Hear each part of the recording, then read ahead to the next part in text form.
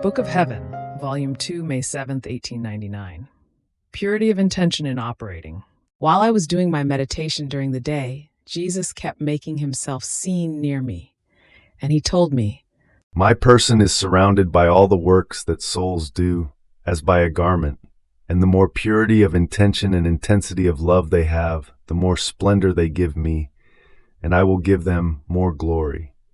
So much so, that on the day of judgment I will show them to the whole world, to let the whole world know how my children have honored me, and how I honor them. Assuming a more afflicted air, he added, My daughter, what will happen to so many works, even good, done without an upright intention, out of habit and self-interest?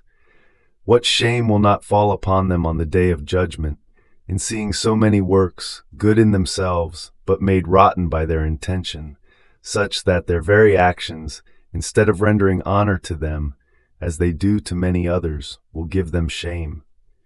In fact, I do not look at the greatness of the works, but at the intention with which they are done. Here is all my attention.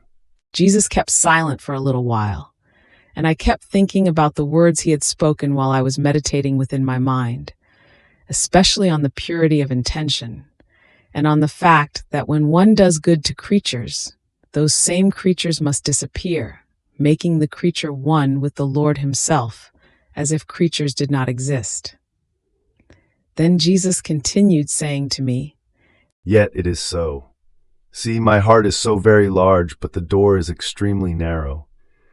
No one can fill the void of this heart but souls who are detached, naked, and simple.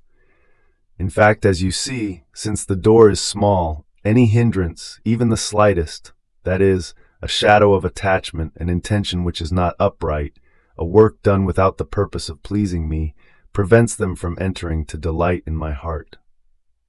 Much love of neighbor enters my heart, but it must be so united to mine as to form one single love, in such a way that one cannot be distinguished from the other. But as for the other love of neighbor which is not transformed into my love, I do not look at it as something that belongs to me.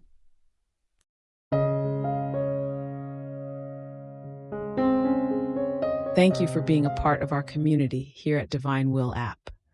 If you enjoy listening to Jesus's lessons on how to live in the divine will, please give this video a thumbs up. Your likes help us reach more souls yearning to live in the kingdom of the divine will. We'd love to hear your thoughts and reflections, so drop a comment below. Your insights not only enrich our community, but also inspire others on their spiritual journey. And don't forget to subscribe to our channel. By joining us, you're helping to spread the news of the kingdom of the divine will, so that together we can bring his kingdom to reign on earth as it is in heaven. In the divine will, always.